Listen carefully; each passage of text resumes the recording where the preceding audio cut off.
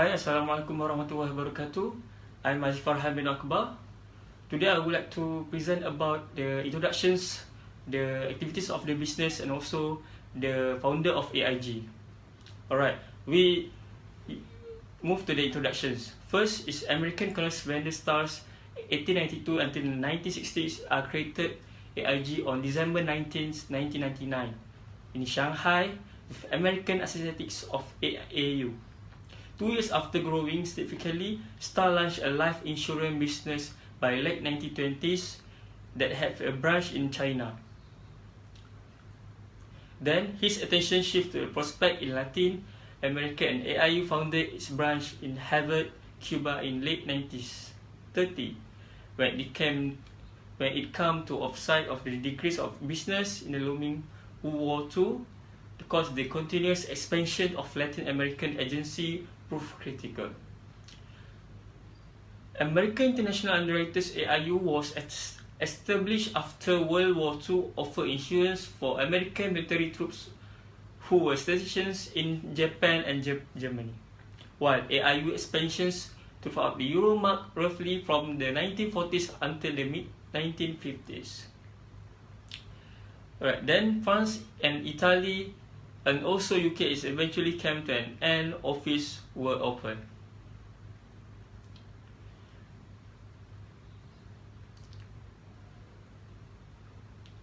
Beginning in 1952, as Globe Russia's fire insurance company was brought up by Stars and subsidiaries America, the CV Stars general a life insurance business which included a network over 75 officers and agents had gained a significant foothold in their own nations.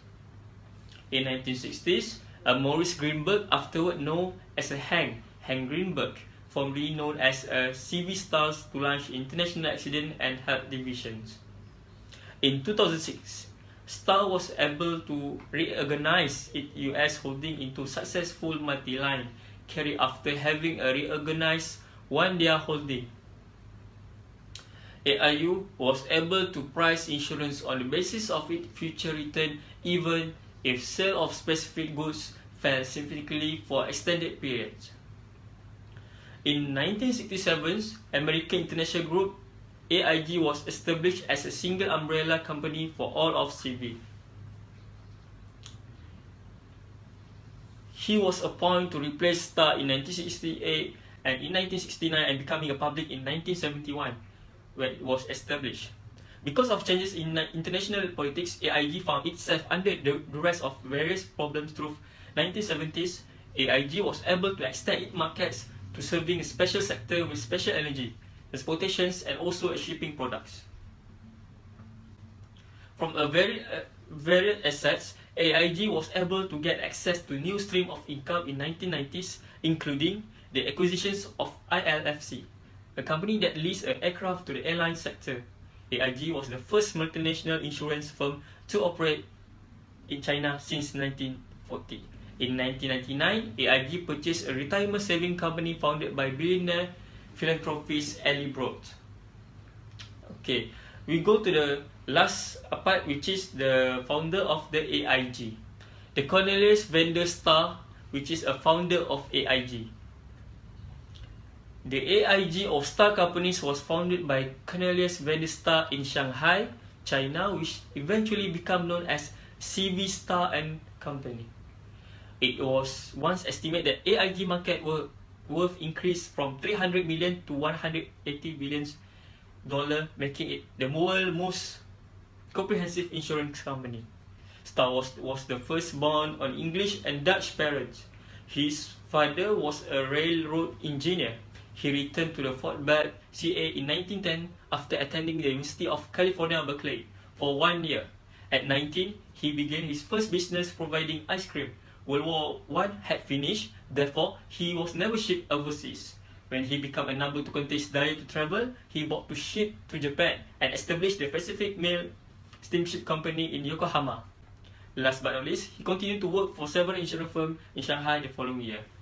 Alright, that's all for me. Thank you. Hi, Assalamualaikum. My name is Muhammad Fadli bin Abdullah, and today I will summarize about what the media have covered about the AIG company during the financial crisis 2008. For decades, AIG has been a world-renowned insurance company. In September 2008, however, it was about to collapse. The problem was began in an office in London, nearly causing the AIG financial product subsidiaries to crumble and American capitalist cornerstone AIG-FP. An insurance against investment loss was sold on the market by AIG-FP. The investor can be guaranteed a typical policy against interest rate charges or any other event unfavorable to invest. In the late 1990s, however, the AIG-FP developed a new way to make money. There was a new financial product which was favored as a collateralized debt obligation by investment banks and other significant organizations. CDOs combine multiple types of debt into one package, from very safe to extremely risky for sale to investors. The various forms of debt are called tranches. Banks, mortgage brokers, and investment businesses held in Wall Street-based MBS fueled the tendency to construct and sell CDOs. There were subprime lending tranches on the offering of many companies.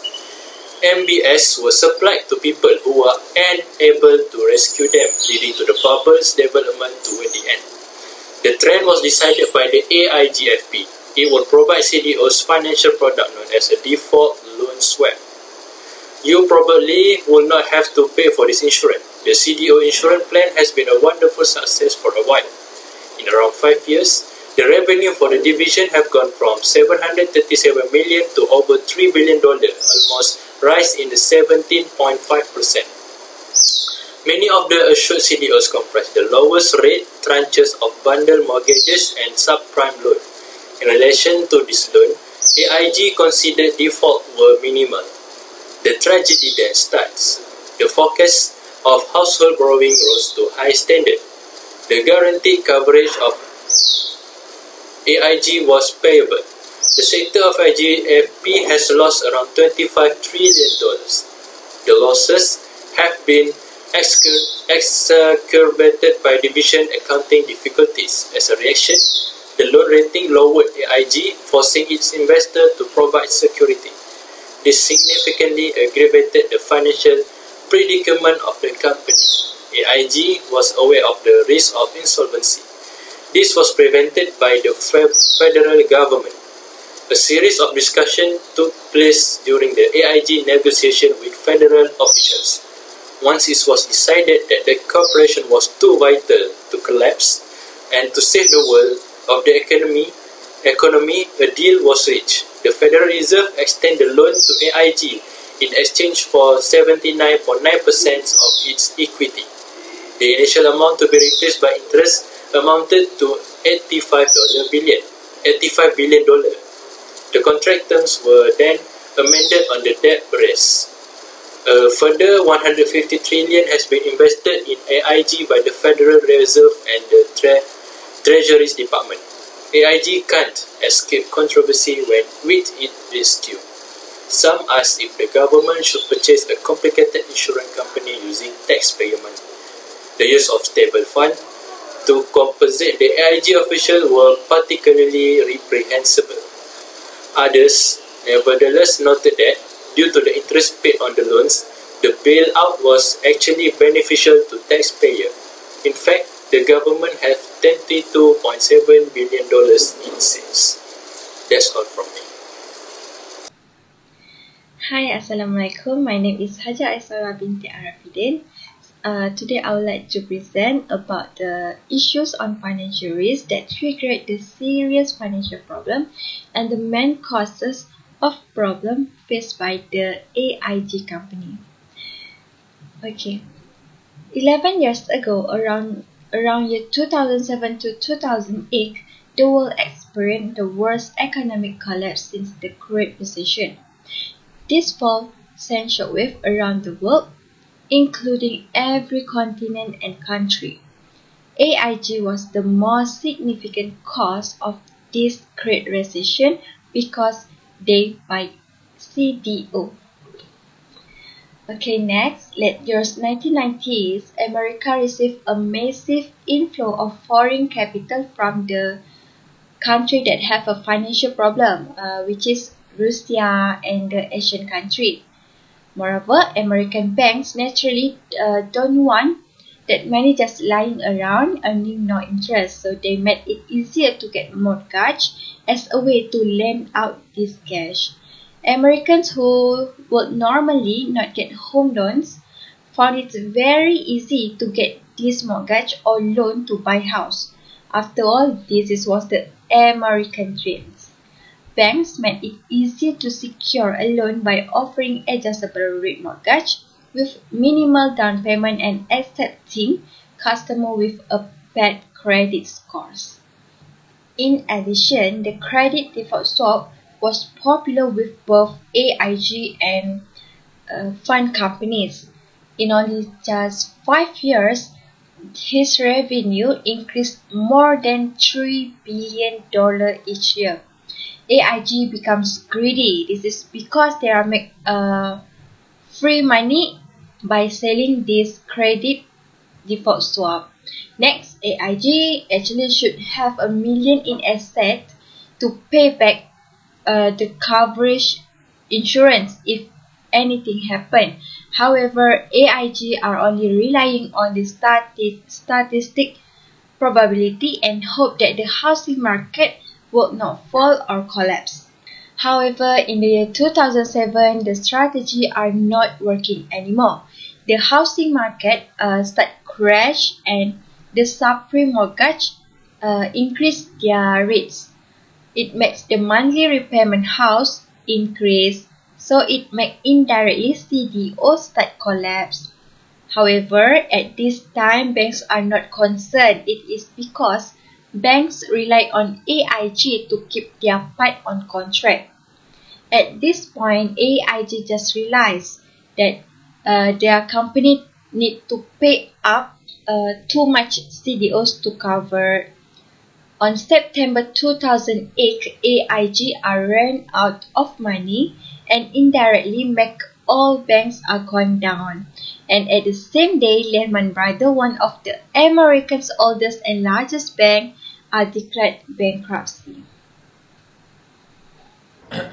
My name is Muhammad Adib Azhari. Today I'm going to present about strategies adopted by AIG in the subprime crisis in 2008. AIG in the brink of bankruptcy after had forced to pay out on what they have promised to insure, which is collateralized debt obligation CDO. AIG known as a company that too big to fail by US government because a large number of financial institutions are either stakeholders in AIG or were insured by the AIG. AIG was given $85 billion on 2 years loan by the US Federal Reserve to avoid bankruptcy and avoid stress in the world's economy. If AIG went bankrupt, many financial institutions that had purchased this swap will go bankrupt as a result. The Fed got 79.9% of AIG's equity as a result of giving the loan to the AIG. AIG again took billions of dollars in loan in several payments from the Federal Reserve in October 2018. Edward Liddy was appointed as CEO and chairman of AIG by the Fed. His goal is to break up AIG and sell off the asset to repay the loan. The overall bailout package now stands at $182 billion. AIG's plan is to sell assets to repay the government for billions of dollars loan given in bailout package. CEO Edward Liddy wants to downsize AIG into a more stable and is much smaller corporation than before. He refocuses the direction of company back on the insurance.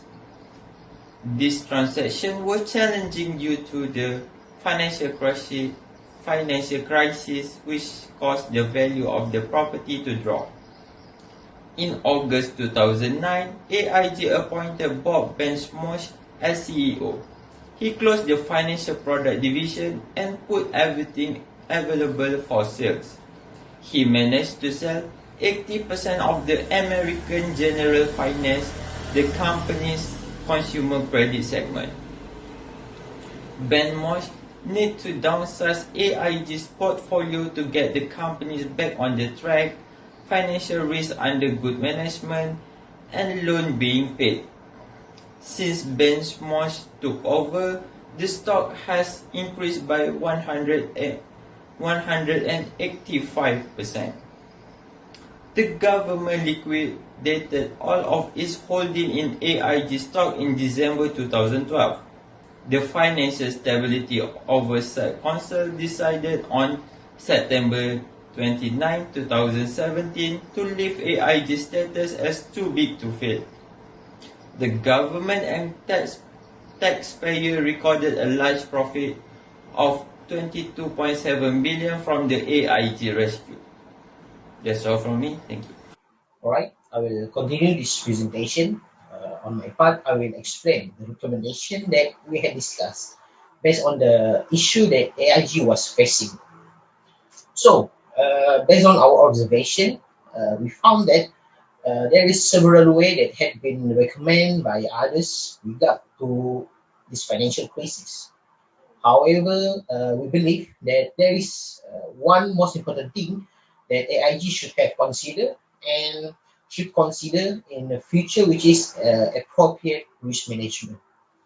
So, what is actually we try to explain about this appropriate risk management is it's like the process of making and carrying out the decision that will minimize the adverse effect of risk on the organization. So the adverse effect of risk can be quantifiable, like insurance premium and claim costs, or difficult to quantify, such as damage to reputation or decreased productivity. By focusing attention on risk and committing the necessary resources to control and mitigate risk, AIG can protect themselves from uncertainty, reduce costs, and increase the likelihood of businesses' continuity and success. So, the reason of AIG financial crisis is because the high risk that the company took with regard to the debt default swap risk. So, these debt default swap risks are very risky investment and tend to have a higher probability of resulting in major losses. Even though their maturity might also increase the profitability of the company, however, we recommend that prior to engaging in debt default swap, AIG should make sure that it has and institute adequate risk management to prevent collapse that might result from this high-risk businesses dealing. So to ensure that the fall and collapse of the company from the default swap do not occur, the firm should make sure that the appropriate risk management institute to the company risk policy. So this will ensure that all the risks are first evaluated before the management of AIG decide to invest in such a venture. Furthermore, the expanded federal authority over the financial distress insurer and other non-bank institutions would very likely undetermine market discipline and protect even more institution, investor, and consumer from the downside of risky behavior. The debate over overall federal chartering of insurance companies should likewise recognize the fundamental importance of avoiding expanded government guarantee of insurance. The primary objective of legislative and regulatory response to the financial crisis should be strengthen bank capital regulation and encourage the market discipline in banking, insurance, and other financial institutions as a means to promote safety and soundness. An overriding goal of any regulatory changes in response to the AIG abnormally should be avoid expanding explicit or implicit too big to fail policy beyond the banking. So that's all from us. Thank you for watching, and Assalamualaikum. Stay safe.